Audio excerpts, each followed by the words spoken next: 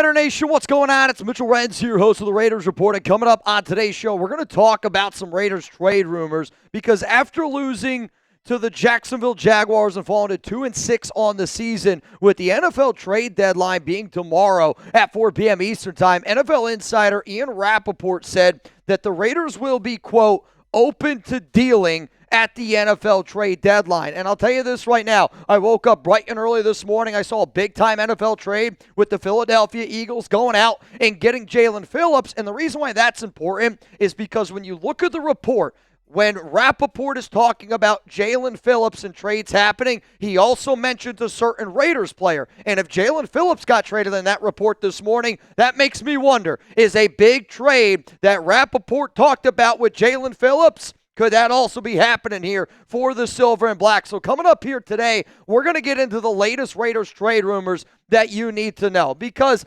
it's kind of an interesting situation, if I'm being honest with you, here with the Silver and Black. Most 2-6 football teams are sellers. But when you really look at what the coaching staff and what is being reported out there, it kind of sounds like the Raiders might be more buyers than they might be sellers. Also, you could see both end up going down. Here's one thing that I do know, though. If a trade ends up happening, I will be live on this show. Make sure you're subscribed. Make sure the notifications are turned on. And whether it's a good trade, whether it's a bad trade, we're going to sit up here. We're going to talk about it. We might be able to celebrate it. We might be able to vent about it. But I feel the same way that Raider Nation does. When a Raiders big-time news happens, when a trade ends up going down, I want to be able to talk about it. If you want to talk about it, make sure you're here. People that I know are going to be here. The Noti Gang. Here's where the first 5 people to comment on the video that I dropped bright and early this morning for my Raiders Overreaction Monday. And I say that because people that show up bright and early for a Raiders Report video, this is what I like to say, they're my real ones. So to Ron, Raider Jake, Sean Iris, Ricky, and Jeff Garcia, I see you, and I want to give you guys a big old salute. If you want to see your name on a future Raiders Report show, you better be part of the Noti Gang. So the trade that ended up going down today, and it's just another example of Howie Roseman playing chess when everybody else is playing checkers, because what's crazy is Philadelphia is probably going to get this third-round pick back, because Jaelan Phillips, when he hits the open market, he's going to end up getting, based on the comp formula, a third-round pick for the Philadelphia Eagles. And the reason why I am bringing this trade up, and the reason why I am doing this show that I am doing, because Ian Rapoport, in his most recent report in regards to the NFL trade deadline, said that there are 4 edge rushers that have been getting a lot of calls and a lot of conversations around them, potentially getting a deal done. The names that he mentioned: Jaelan Phillips, already traded to the Eagles. Bradley Chubb of the Miami Dolphins. Miami's been wheeling and dealing. Arden Key on the Titans. That's another bad team. And then Malcolm Koonce of the Las Vegas Raiders. And if you watched that game yesterday, I almost thought Malcolm was already traded, because he literally did not make an impact at all besides hitting Trevor Lawrence in the face, giving him an extra 15-yard penalty. But I want to talk about Malcolm because this was a player that the Raiders brought back this offseason on a 1-year, $12 million deal. And I get it. That ACL injury has clearly zapped, I think, that electric ability that we saw back in 2003. But the report from Ian Rapoport was that the Raiders could trade Koonce at the deadline, and they could do that because he's in the final year of his deal, and he's going to be a free agent next offseason. If you know you're the Raiders and you're not going to bring back Malcolm, and let's be honest with ourselves here, you'd be a pretty dumb organization to bring back Malcolm Koonce. Now, if he's willing to come back on like a 1-year, $2 million deal, well then, yeah, I'm absolutely going to entertain that idea. But I do think that Malcolm is going to get bigger contracts, bigger offers elsewhere, and I think that Malcolm's going to want to try to play elsewhere. But let's be real. Malcolm has really struggled this season to make any impact at all, and if there's a team offering you something, I think at this point, you got to trade him away. So let me know. This is going to be the pinned comment on today's show, because if Jaelan Phillips just got dealt for a third-round pick, I want to know from y'all, what is Malcolm Koonce worth in a trade? This is going to be the pinned comment on today's show. While you're getting hit with that YouTube ad break, I want you to scroll on down. My answer coming up here after this YouTube ad break. I'm going to sit up here and I'm going to go, if you can get a day 3 pick for Malcolm, you're very, very happy about it. And when I say day 3 pick, I'm not talking 4th. I'm not talking 5th rounder. I think you're hoping that it is a 6th round pick. You might even see a late round pick swap in general, where it's like the Raiders get a 6th, but they send a team a 7th, and that's because to really offset some of the costs that the other team would be doing by bringing on Malcolm Koonce. But at this point, if there's a team willing to tango, I'm willing to move on from Malcolm, and I wouldn't be surprised if the Raiders were also willing to do that. Let's talk about another player that's being featured here in trade rumors. It's Jackson Powers Johnson. According to the latest reports, multiple teams have called about JPJ. I know this for a fact. Jackson Powers Johnson wants to play center, and I know this for a fact, that JPJ is growing frustrated with this coaching staff because he feels that he is the best center on this team.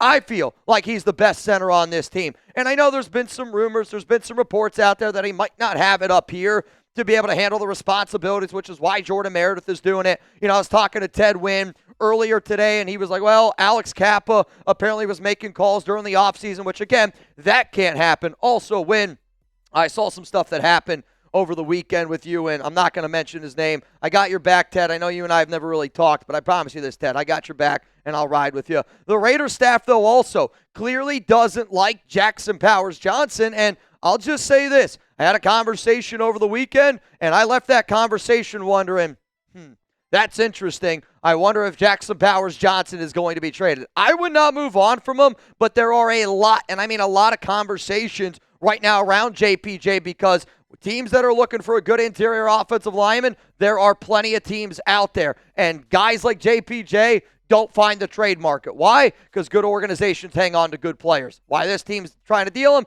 I do not know. Let's go to Jakobi Meyers here because obviously the Raiders have been getting calls about him. And the Raiders are open to dealing Jakobi. However, though, I don't really think they want to. Like, I really think that Pete Carroll and this regime, they want to keep Jakobi Meyers because they know that keeping him on the roster does make this team overall better. But because Jakobi wants out, it's kind of a difficult situation. The Raiders, they want a day 2 pick. They want a round 2, round 3 pick. I don't think that that's going to happen. And if that's going to be the asking price, Jakobi's going to remain with the silver and black.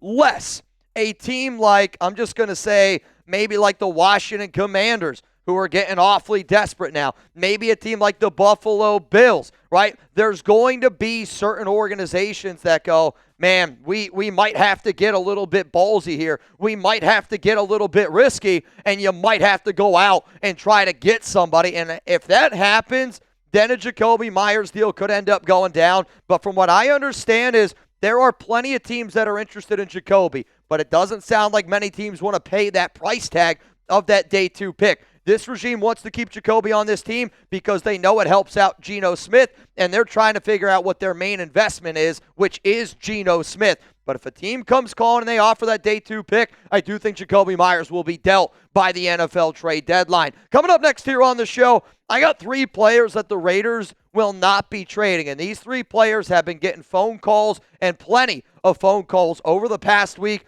I'm going to sit up here and I'm going to tell you 3 players that the Raiders are not going to be trading according to the latest reports out there. Before I get into that, though, America's #1 fantasy sports app out there is Prize Picks, and they're sponsoring today's show. The hard-hitting football action is even better with Prize Picks. The weather might be changing, but the feeling of being right, that never gets old. So keep the season rolling on Prize Picks by getting $50 instantly in lineups when you play your first $5. On Prize Picks, how you play is up to you. And if you want flexibility, choose a flex play where you can get paid even if one of your picks misses. If you were watching the game with me last night for the Raiders and Jags, I went with a flex play. Unfortunately, my picks did not hit. But tonight, I am going to go with a power play, and I already got the more on Sam Darnold with the 235.5 passing yards, and I need the more on George Pickens, the Dallas Cowboys wide receiver, to get more than 66.5 receiving yards. If this happens, I'm putting money into my pocket. And if you're like, Mitch, I don't care about George Pickens. I don't care about Sam Darnold. I'm not going to totally disagree with you, but you know what I do care about? Money, and I like winning money. And Prize Picks for Raider fans out there, if you're not going to cheer on the Raiders, you might as well cheer on the players that you put in your lineup. And if you want to roll with me and millions of users, then sign up for America's #1 fantasy sports app out there. Download the Prize Picks app today. Use code CLNS to get $50 in lineups after you play your first $5 lineup. That's code CLNS to get $50 in lineups after you play your first $5 lineup. Prize Picks, it's good to be right. So let's now go to some players here that, according to reports, the Raiders are not going to be trading. And when I saw the report from Rap Sheet, there was instantly some players that I thought of. The number one name that I thought of was Eric Stokes. It was not Max Crosby because Max ain't going anywhere. But according to the reports, the Raiders do not have any plans on trading Eric Stokes away, even though multiple NFL teams have been calling. Because Stokes is going to be a free agent in 2026 and he's on that one-year deal, it does make sense for teams to pick up the phone and call Eric Stokes. And I'll say this, Raiders.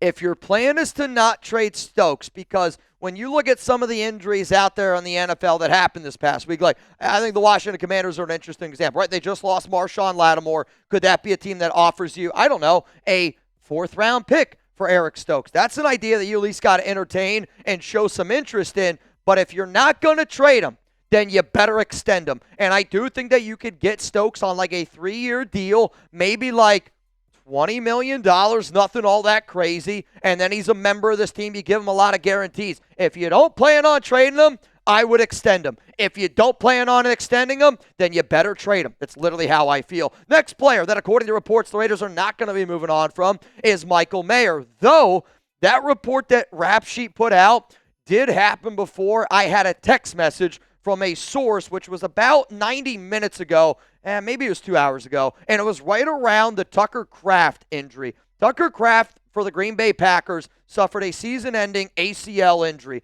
and I had a source from Green Bay reach out to me, say that's going to be a team that has its radar on Michael Mayer after a phenomenal game by Brock Bowers. Now, I'm not saying Brock Bowers' game impacted that decision. What I am saying is, though, it's clear as day. Brock Bowers, the best tight end in the NFL. Michael Mayer, former first-round talent. Yes, he ended up going in the second round, former regime. If there's a team out there that goes, hey, I'm the Green Bay Packers, I need to be able to compete, and I need a tight end to be able to help me do that, and I'm without Tucker Kraft. If Green Bay were to offer you a third-round pick for Michael Mayer, as much as I love Mayer, that's a trade that you at least have to operate with and think about. The other reason, though, why I'm bringing up Mayer is because there's a lot of players that Michael is friends with from their time with the Raiders that are now on the Green Bay Packers. And the Packers have done this with a few of our old players, Josh Jacobs, Nate Hobbs, Keyshawn Nixon. You know, there was a reason when Rich Bisaccia went over there, they were bringing some of these past Raiders players and turning them into something good. But according to the reports, the Raiders do not have any implications to trade away Michael Mayer. But I do think a team to watch that could get desperate is the Green Bay Packers, based on a source that reached out to me today once it was confirmed that Tucker Kraft tore that ACL. Let's go to the final person here, and it's Crosby. And again, the Raiders don't have any plans on trading Crosby. Several teams have reached out to the Silver and Black, one of those teams being the San Francisco 49ers. Now, the 49ers were a team that showed interest in Max. I was also told that the 49ers have showed interest in Tyree Wilson. I have not been able to confirm if they've shown interest in Malcolm Koonce, but Crosby wants to remain in Las Vegas. He wants to finish his career with the Raiders. He also knows the importance of finishing his career with the Raiders means he's going to make a lot of money after his career in Las Vegas. I have been told that the starting asking price for number 98 is 3 first-round picks, and because of that, no team is going to be interested in trading for Max Crosby. I would say the only team that would actually have a shot to be able to get it done is the Dallas Cowboys, who are apparently looking for defensive line help. But if the Cowboys were to trade for a defensive lineman, it's not going to be 98, but his jersey does have a 9 on it, and it only has a 9 on it. If you don't know when I'm going to be live later on this week, I got a bunch of stuff going on today. I am about to be live here in literally like an hour, so make sure you guys are ready to go. We're going to talk about everything there is to talk about from that game yesterday. Then tomorrow, I will be live for the NFL trade deadline, probably like 6 hours of me. So if you don't like me, you're going to hate this week. I'm just going to be honest with you. And then Raiders-Broncos, Thursday Night Football, and then I'm giving up my Friday off day to be able to come in here and talk about that game from Thursday Night Football. If you love the silver and black and you want to talk a little bit of Raiders football, I actually think this might be the perfect week to end up doing it. Before I get out of here today, tomorrow, the video that you guys are going to get bright and early tomorrow is going to be my perfect